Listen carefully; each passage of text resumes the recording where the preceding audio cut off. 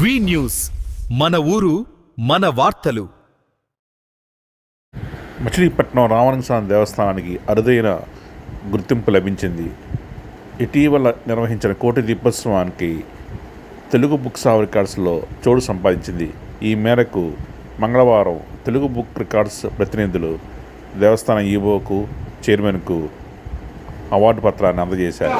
మా నాయకులందరికీ కూడా చాలా చాలా అభినందనలు.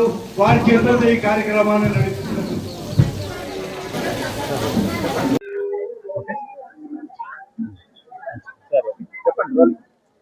నా పేరు డాక్టర్ చింతపట్ల వెంకటాచారి. నేను తెలుగు బుక్ ఆఫ్ రికార్డ్స్కి ఫౌండర్ చైర్మన్గా ఉన్నాను.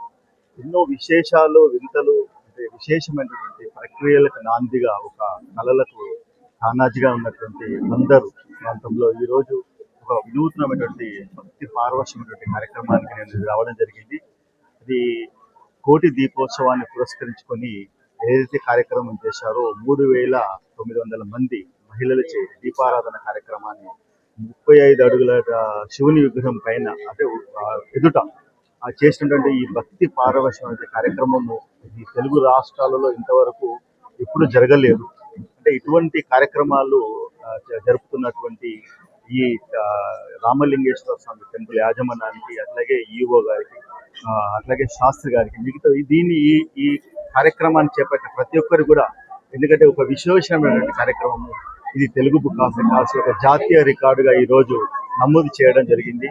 ఎంతో మంది భక్తులచే ఈ కార్యక్రమం రూపొందించడం జరిగింది. ఇటువంటి విశేషమైన కార్యక్రమాలు, సంస్కృతి సాంప్రదాయాలకు సంబంధించినటువంటి కార్యక్రమాలు జరగడం వల్ల మనకు మన భారతదేశంలో ఉన్నటువంటి సంస్కృతిని మనం ఇతర దేశాలకు చూపించే విధంగా ఉంటుందని చెప్పి నాందిగా ఈ రోజు జరిగినటువంటి కార్యక్రమాన్ని తెలుగు బుక్ ఆఫ్ రికార్డ్స్ లో ఒక జాతీయ రికార్డుగా నమోదు చేయడం జరిగింది.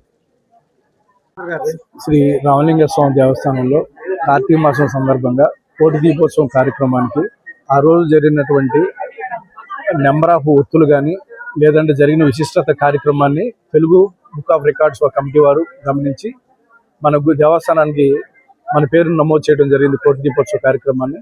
ఈ సందర్భంగా ఈ రోజున ఆ తెలుగు బుక్ ఆఫ్ రికార్డ్స్ నుంచి వెంకటాచార్య గారు వచ్చి మన దేవస్థానానికి ఆ సర్టిఫికేట్ని ఇవ్వడం జరిగింది. ఈ సందర్భంగా మా ట్రస్ట్ బోర్డు సభ్యులు, చైర్మన్ గారు దేశ నీరజ్ గారు, అలాగే నగర ప్రముఖులు, సీనియర్ నాయకులు గోరిపాటి గోపిచంద్ గారు, అలాగే బాబా ప్రసాద్ గారు, ఇతరత్ర నాయకులు అందరూ కూడా విచ్చేశారు. ఈ సందర్భంగా ఈ కార్యక్రమాన్ని జయప్రదం చేసినందుకు అందరికీ ధన్యవాదాలు తెలియజేస్తున్నాను.